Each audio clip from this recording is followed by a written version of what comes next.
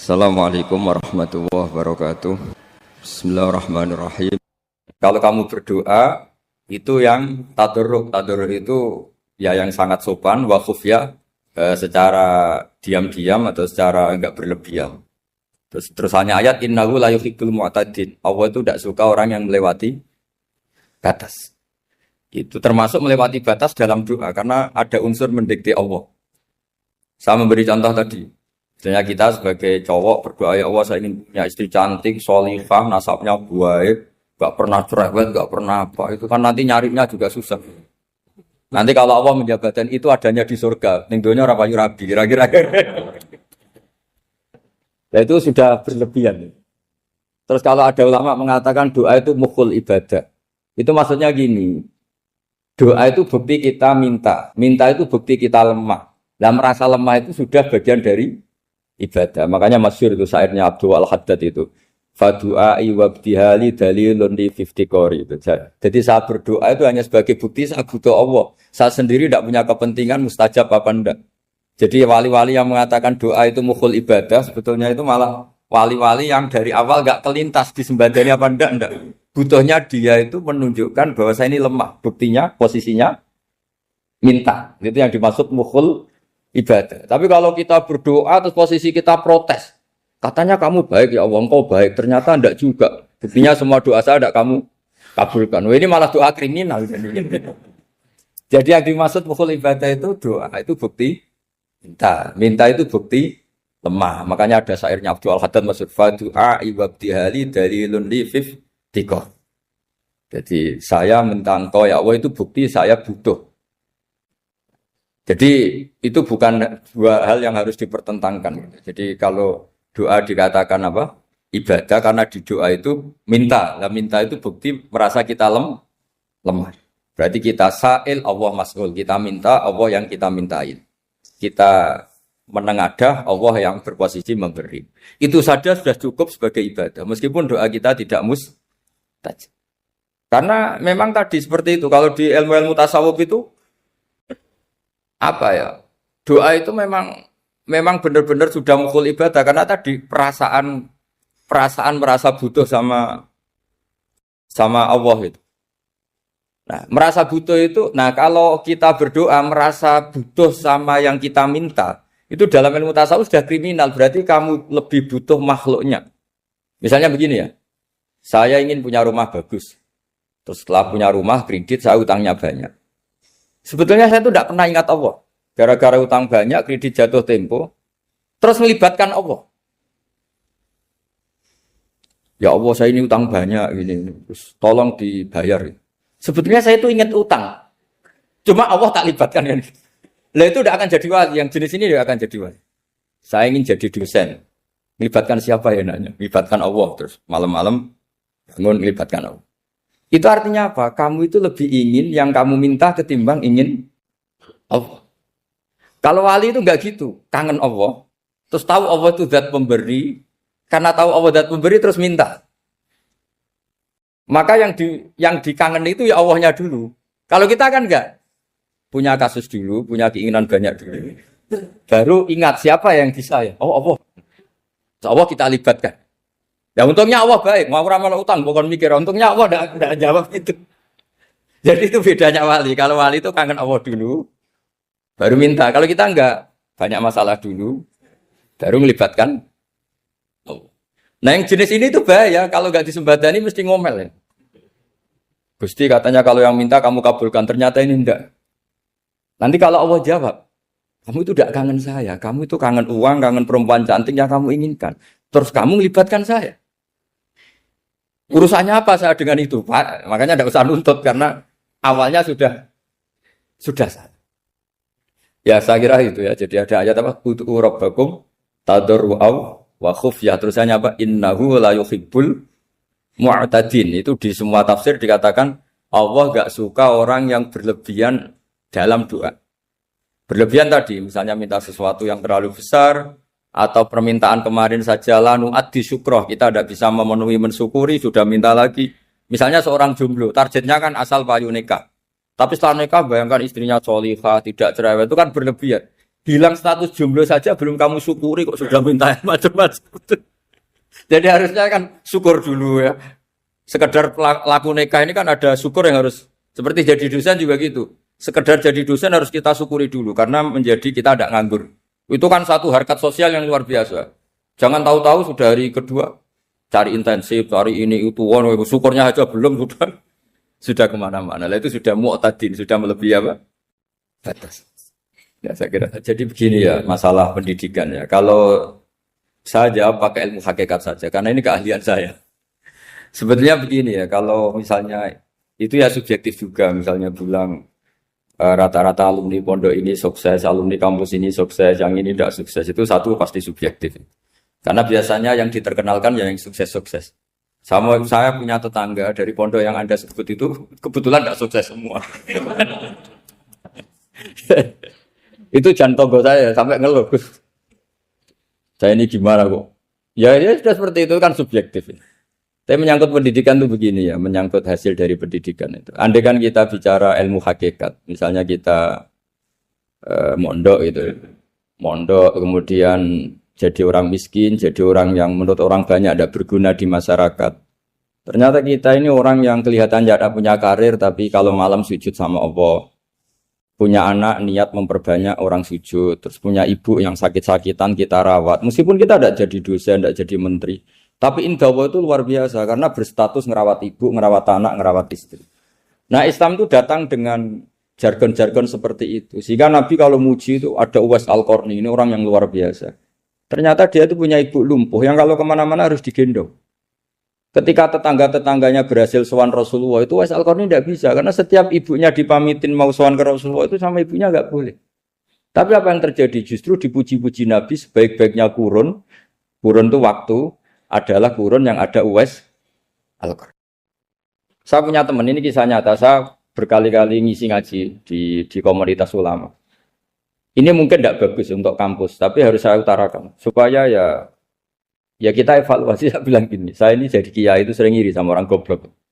Orang goblok itu barokah kata saya gitu. Itu kiai kaget semua karena saya bilang orang goblok itu barokah. Saya beri contoh gini, misalnya saya pinter, terus juara MTQ, juara hafal Quran atau juara baca Quran secara tartil. Ujung-ujungnya saya dapat hadiah umroh atau apalah, atau hadiah rumah atau apa. Pertanyaannya adalah mendapat. Saya ulang lagi, mendapat. Sementara ada santri yang bodoh, gara-gara bodoh itu dosen UI yang enggak, jadi kiai yang enggak, akhirnya dia jadi bekerja di Korea. Barokahnya bodoh tadi. Karena di Korea melihat orang ateis, akhirnya dia kepikiran bikin masjid. Sebagian gajinya disumbangkan untuk masjid. Ini bodoh pendiri masjid. Tapi kita gara-gara dosen dakwah di masjid, ini pinter dapat uang dari masjid. Nah ini bukan nyindir, ini biasa saja, ini maksud saya. Maksud saya, kamu jangan ngabaikan hidup. Akhirnya apa yang terjadi? Saya ini punya teman ini betul. Saya ini kan kecelok dulu tuh Gus Alim. Nasib saya di mana-mana dihormati. Kadang saya merasa dosa. Kok dihormati?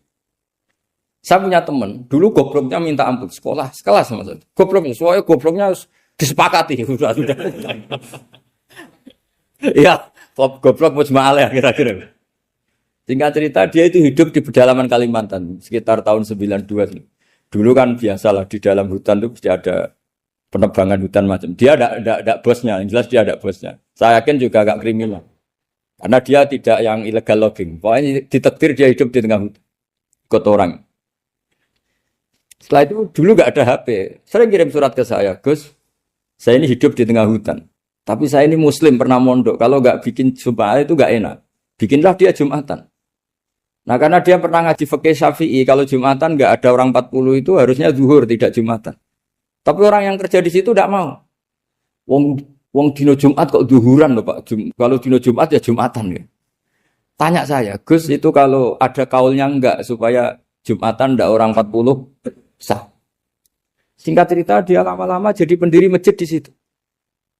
Dia punya sedikit gaji ya dipakai masjid, punya sedikit tanah diwakafkan untuk masjid.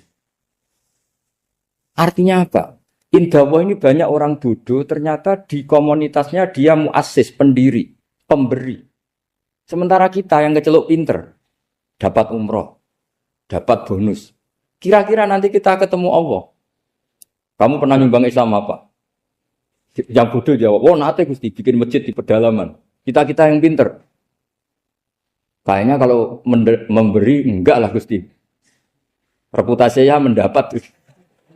Ketika Nabi memenangkan perang Badar, itu ada Asra Badrin, tawanan-tawanan perang Badar. Nabi suka musyawarah, suka rembukan. Ya Abu Bakar, menurut kamu tawanan ini diapakan? Kata Abu Bakar, hum asyiratuka. Mereka itu keluarga engkau, orang-orang Quraisy. Ya dibebaskan saja. Pakai tebusan. Nanti uang itu kita kelola supaya jadi penguat Islam. Dan orang-orang ini merasa utang jasa karena harusnya dibunuh, tapi kita bebaskan. Terus tanya, bagaimana kamu ya Umar menurut kamu? Kata Umar, ini kan orang-orang yang dulu ingin bunuh kamu. Yang ingin menghabisi jenengan, ingin dan sudah ngusir jenengan. Ya setelah ketangkap ya dibunuh, kok repot. Apa kata Rasulullah? Rasulullah spontan ngendikan, inna masalah kayak Abu Bakrin kamasali Ibrahim. Kamu ibarat kayak Nabi Ibrahim. Izqala faman tabi'ani fa innahu minni wa man asani fa innakal ghafurur rahim. Jadi Nabi Ibrahim itu unik. Melihat umat itu sesyafakoh itu. Syafakoh itu banget sayangnya. Nabi Ibrahim cara berpikir, faman tabi'ani fa innahu minni, orang yang ikut saya ya Allah pasti golongan saya, tentu layak masuk surga. Waman asoni, orang yang mendurhakai saya, fa innakal ghafurur rahim, engkau Maha Pengampun. Bukan yang mendurhakai langsung masuk neraka, enggak, engkau Maha Pengampun. Wa masaluka ya Umar kama salin Nuh, isqala rabbi la tadzar ala ardi minal kafirina dajjara. Umar, kamu mirip Nabi Nuh, inginnya semua orang kafir dihabisin. Ya masyhur kan Nabi Nuh itu enggak ingin ada orang kafir sampai ada banjir tufan. Nah kalau sampean tanya bedanya apa dengan garis keras sekarang? Bedanya ya beda sekali. Kalau Nabi Nuh benci sama orang kafir itu diserahkan yang punya. Sehingga yang punya yaitu Allah yang menghukum dengan banjir bandang. Tapi kalau kita kan kadang kita bertindak sendiri. Jadi potensi disalahkan. Yang jelas dalam hadis-hadis sahih, Nabi Nuh itu tidak bisa mensyafaati karena itu. Ketika diminta syafaat, ini hadis sahih bukan ada di Bukhari, ada di Muslim. Karena biasanya kalau di kota itu ditanya ini sahih enggak? Untungnya yang tanya kadang enggak paham, ini alhamdulillahnya jadi wah repot. Nabi Nuh itu diantara sebabnya enggak bisa mensyafaati adalah pernah corong Jawa maksudno kaume. Kalau dalam bahasa Arab itu da'a li Zaidin berarti mendoakan positif, kalau da'a la Zaidin mendoakan negatif. Kalau orang Jawa itu ada doa, ada pasot. Nabi Nuh adalah orang yang pernah maksudkan kaumnya. Nah, saya cerita sedikit tentang Nabi Nuh dan Nabi Ibrahim. Nabi Ibrahim dianggap tadi cerminannya Abu Bakar, dianggap niru Ibrahim, cerminannya Umar, dianggap niru Nabi siapa? Nabi Nuh. Lalu kalau sampean tanya, bedanya gimana? Begini logikanya. Kita mengkaji secara akademik begini. Ada ulama besar, namanya Abdul Hasan Asyadzili, itu masyhur di Indonesia menjadi Thariqah Asyadziliyah. Terus ada seorang muridnya minta gini, ya Abdul Hasan Asyadzili, tolong saya dikasih ijazah supaya saya tidak pernah maksiat di bumi ini. Karena saya takut sama Allah, kalau saya maksiat itu merasa tidak nyaman dengan Allah. Abdul Hasan Asyadzili ini malah marah besar. Atuhibbu alla tadhharu maghfiratu. Kalau kamu tidak pernah maksiat, berarti kamu suka maghfirahnya Allah Ta'ala itu tidak kelihatan. Karena tidak ada yang maksiat. Tapi bukan dukung kamu yang tidak. Ini cerita ilmiah. Tapi kalau Said Abdul Al-Haddad, itu kebalikannya. Ada orang fasik gitu, hidup berkeliaran, mengganggu masyarakat, ganggu ketertiban agama. Ada kiai atau siapa gitu mendoakan supaya tobat atau dikasih panjang umur supaya nanti bisa tobat. Itu beliau, Said Abdul Al-Haddad marah besar. Man da'a li fasikin bil baqa faqad ahabba ayu sawahu fi ardi. Orang yang mendoakan orang fasik hidup berarti dia suka Allah dimaksiati di buminya. Jadi akhirnya jadi kutub besar, yang satu Sadziliyah, yang satu Haddadi. Kenapa ya? Karena tadi yang satu cerminan Nabi Isa, yang satu cerminan Nabi Yahya. Sebagaimana sabda Rasulullah tadi, ulama ummati ka anbiya'i bani Israil. Juga masyhur dalam aplikasi pengajaran juga gitu. Masyhur sekali dalam kitab-kitab diceritakan. Kalau Said Abdul Haddad, kalau ada orang sowan itu, Kamu ngaji sama siapa? Sama si A. Pernah nangis gak pas ngajar? Gak pernah. Udah gak terus, gak usah diterusin ngaji orang seperti itu. Hatinya atas ya. Wong orang iso nangis ya. Tapi kalau Abu Hasan Asadili kebalikan. Kamu ngaji sama siapa? Sama si A. Pernah tertawa enggak kalau ngaji? Enggak pernah. Udah, enggak usah ngaji sama orang itu. Orang enggak bisa syukur. jadi itu manhaj besar. Nah, akhirnya orang-orang kayak kita ini enggak jelas semua. Nangis ya bisa, syukur, guyu ya bisa. Cuma celakanya kalau kita nangis karena tidak punya uang, kalau guyu karena punya uang, itu masalahnya. Tapi kalau wali-wali dulu enggak. Kalau senyum ya karena saking yakin rahmatnya Allah itu wasiat rahmatu. Kalau nangis ya karena takut azabnya Allah. Kalau kita kan enggak, sangat-sangat materialistik. Ini yang membedakan kita. Sebenarnya nangis dan senyum itu satu keharusan karena Allah punya madharul jalal. Ketika Allah dengan sifat keagungannya, maka kita ini seorang Jawa serakot bersenyum. Tapi Allah itu kadang sebagai madharul jamal. Adanya satu keasikan. Sehingga yang merengut itu yang salah. Makanya dalam ilmu tasawuf, kutub wali itu hanya dua. Allah dengan madharul jalal, dengan Allah yang madharul jamal. Contoh madharul jalal misalnya gini. Ketika Nabi Musa ingin melihat Allah, saking kangennya ingin melihat Allah, Rabbi arini anzur ilaik, ya Allah saya beri hak untuk melihat engkau. Allah dengan jalalnya gini, Allah itu qadim, superior. Tentu gak layak tersentuh barang hadis itu makhluk. Sehingga ketika falam matajalla rabbuhu lil jabali ja'alahu dakka wa kharra Musa sa'iqa. Sehingga enggak levelnya, apapun hebatnya Nabi ini tetap makhluk. Sementara Allah itu qadim. Enggak kuat. Makhluk yang fana ini, yang profan ini enggak kuat. Enggak kuat menampung zat yang qadim, yang superior. Sehingga gunung pun hancur. Nabi Musa pingsan. Tapi ketika Allah dengan madharul jamal itu Allah dengan keindahannya, dengan kasih sayangnya, memberi hak makhluknya untuk melihat. Nah di sini ini Allah sering ngendikan wujuhu yauma idzin nadhirah ila rabbiha nadhirah. Nanti ada wajah-wajah yang di surga itu melihat saya kata. Tapi apakah betul melihat kayak saya melihat dosen, melihat Pak Rektor, melihat teman-teman itu tidak bisa. Karena Allah itu qadim, sehingga meskipun manusia ahlul jannah melihat Allah, tetap Allah ngendikan la tudrikuhul absar wa huwa yudrikul absar. Karena Allah di balik jamalnya ya punya jalal, di balik jalalnya juga punya jalal. Sehingga selalu di Quran itu diulang beberapa kali supaya proporsional. Nah, kenapa ahli sunnah tetap berkeyakinan Allah bisa dilihat? Logikanya begini. Fa inna kulla maujudin yasihu ayyura. Allah itu zat sing nyata-nyata wujud dan punya eksistensi. Di mana-mana sesuatu yang wujud itu layak untuk bisa dilihat. Lalu pertanyaannya gini, kenapa kita tidak bisa melihat sekarang kok nunggu di akhirat? Karena mata kita sekarang itu profan, fana. Sementara kita setelah di surga, tubuh kita didesain abadi.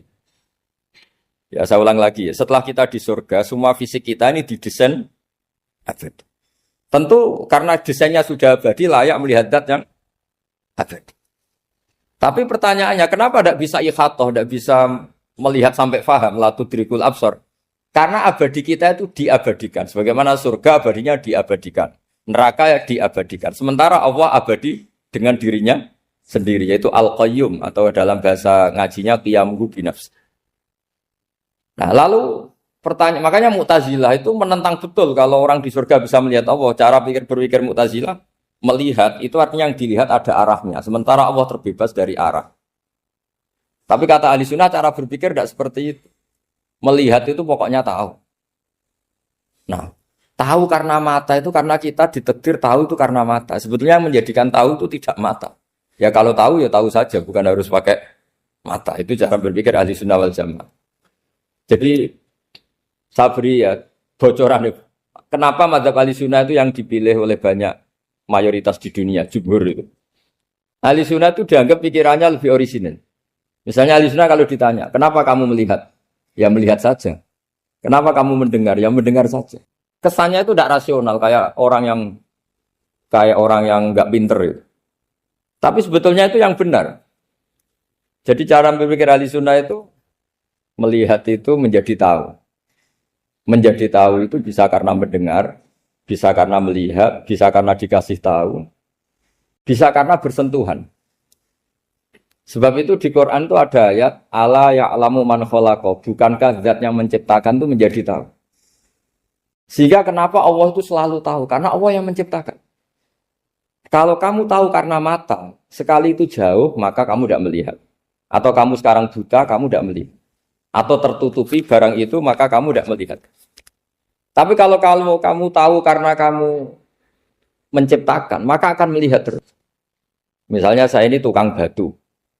Saya ingat betul ketika saya bangun Monas, itu pulpen saya tak tanam di dalam Monas. Saya ingat betul kalau pulpen saya warnanya putih, tak tanam di Monas 2 meter dari pondasi. Setelah saya pulang ke Jogja ditanya, di dalam Monas ada apa? Ada pulpen. Posisinya 2 meter dari pondasi. Kenapa saya tahu? Karena saya yang menciptakan. Nah, karena menciptakan ini sehingga tahu saya akan terus-menerus. Tapi kalau tahu karena mata sekali barang itu tertutupi, nggak tahu. Misalnya saya tahu jenengan karena dekat sekali jenengan kemana-mana saya sudah tidak tahu. Tapi kalau saya menaruh sesuatu di tubuh Anda, sehingga kamu kemana-mana tetap tahu bahwa barang itu ada di tubuh. Nanti kalau ada yang protes, tapi bisa saja Gus barang itu dicuri orang kemudian Anda tidak tahu.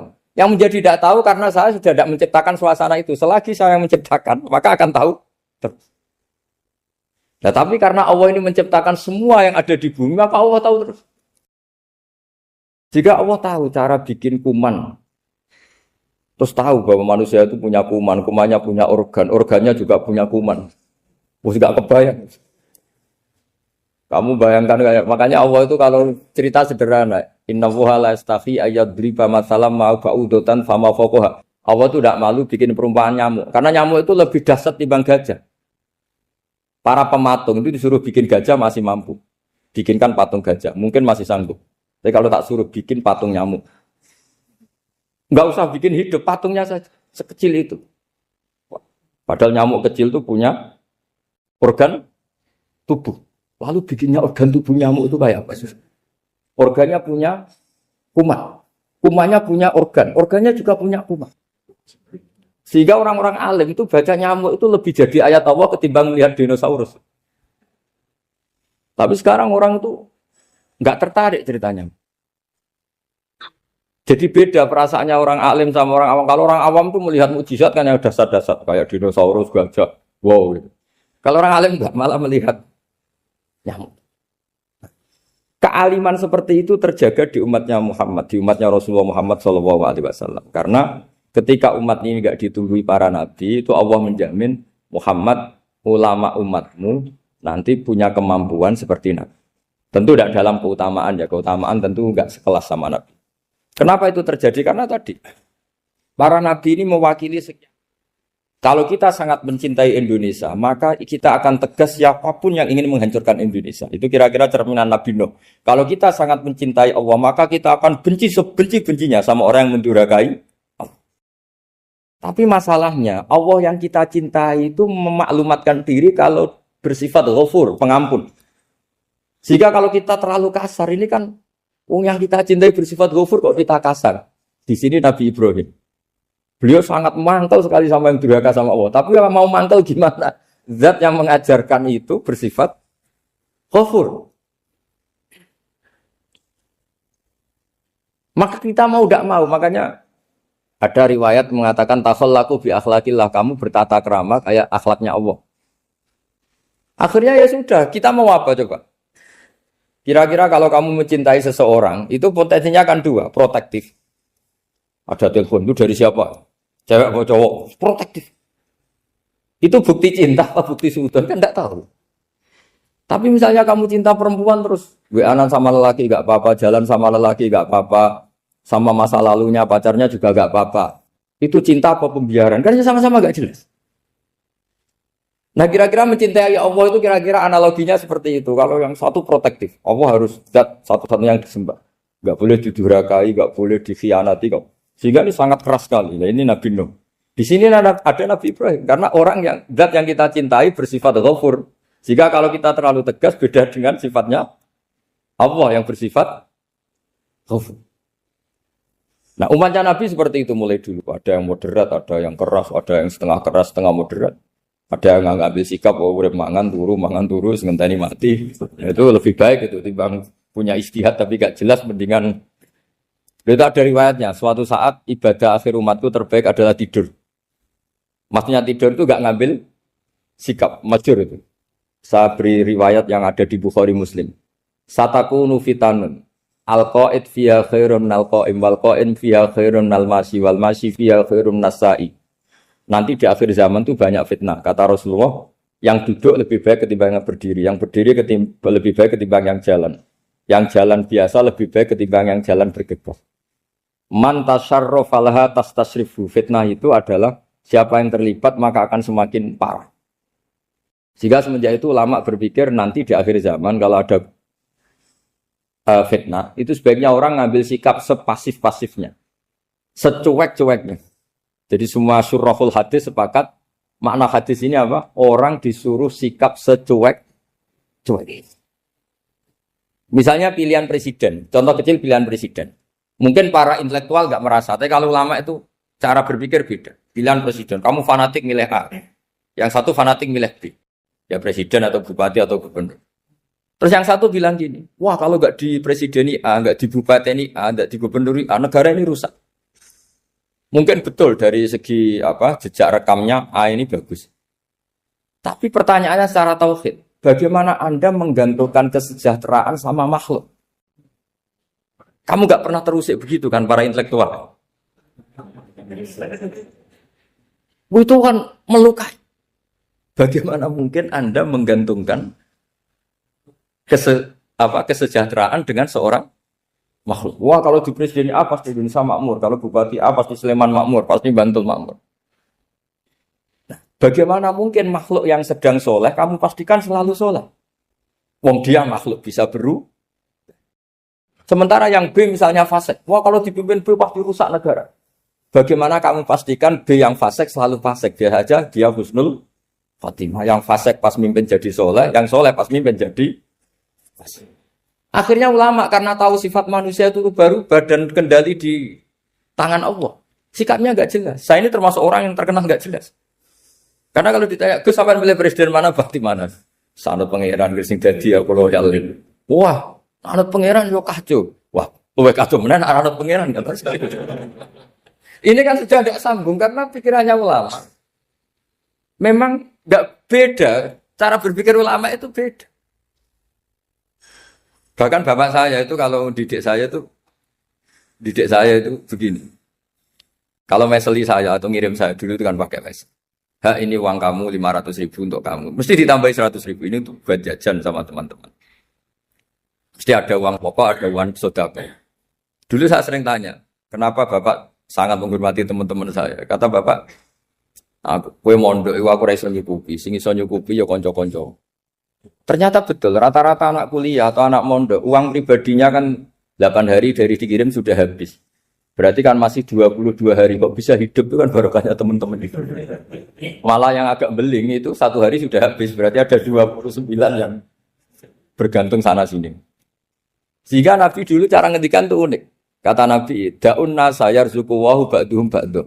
Manusia barnawa, engko saling memberi rezeki.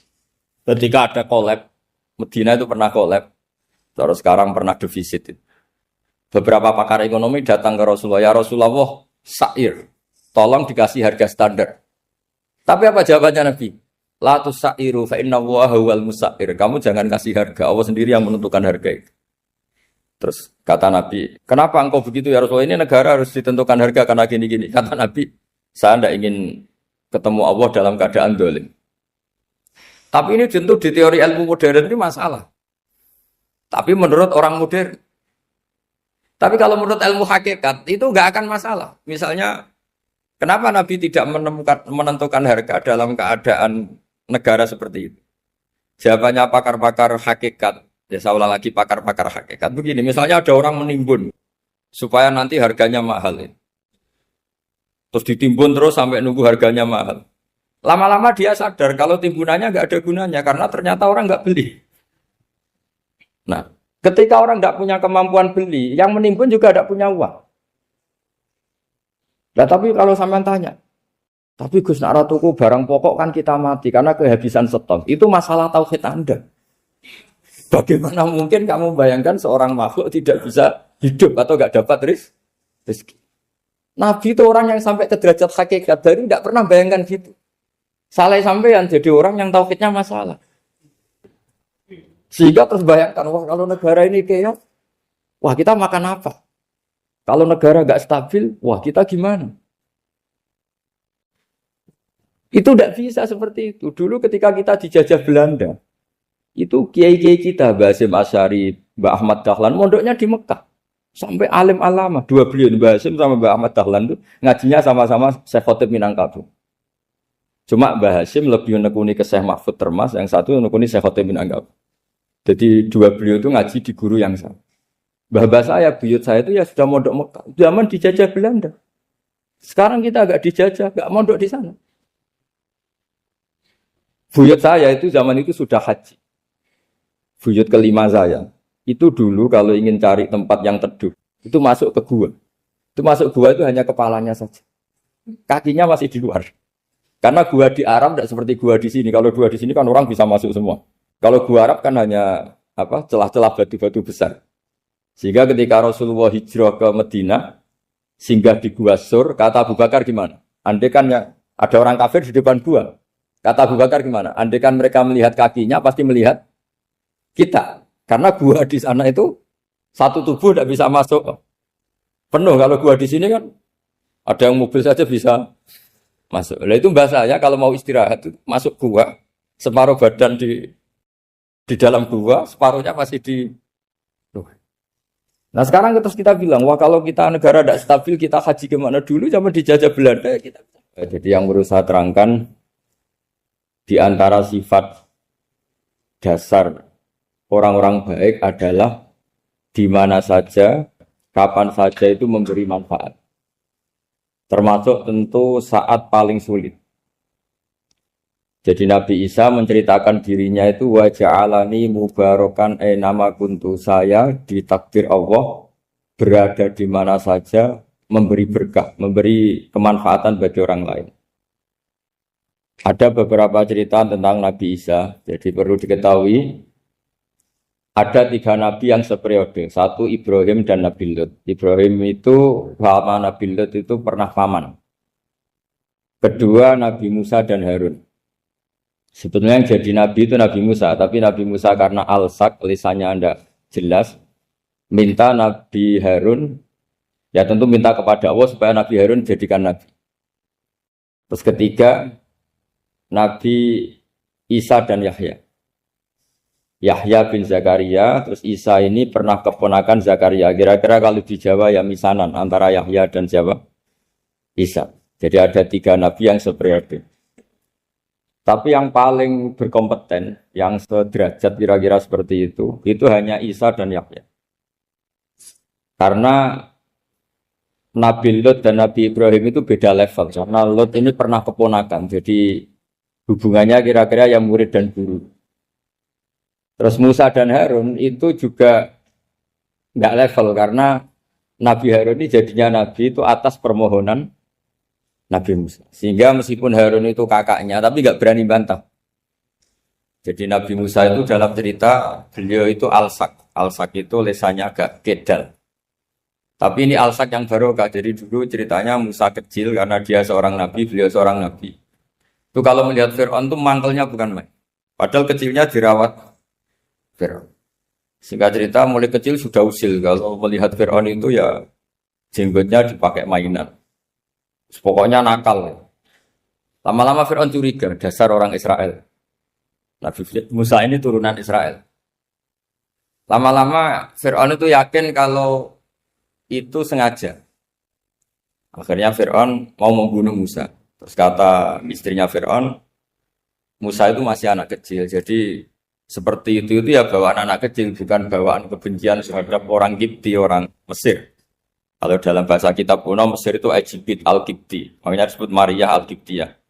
Kalau orang sekarang bilang Egypt itu bahasa kunonya Mesir itu al-Kiptiyah. Nah, memang secara bahasa Arab Mesir itu nggak mungkin, bahasa Arabnya Mesir itu nggak mungkin karena Misro itu maknanya kota. Jadi kalau kamu bilang kamu kemana, ke Misro, ke kota, lah kota mana? Ya kota Mesir, itu bisa debat kusir. Jadi ya kayak kita lah, kita sekolah di mana? Di madrasah. Madrasah terjemahnya apa? Sekolah.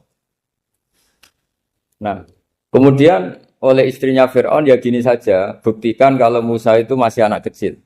Masyhur itu dalam cerita dikasih bara api sama apel. Sebenarnya Musa kecil ini sudah pinter mau milih apel.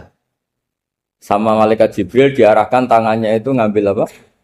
Bara api terus dikunyah. Itu yang menyebabkan lisannya Musa itu alsak, agak pelat. Nah, ketika jadi rasul itu akan repot karena nanti harus pakai penerjemah. Jadi seorang rasul tapi lisannya tidak apa? Cakap. Akhirnya Nabi Musa realistis ngendikan ketika diutus wa akhi Harun wa afsahu minni lisanan fa arsilhu ma'iyarid ayyusaddiquni inni akhafu ayyukadzibun.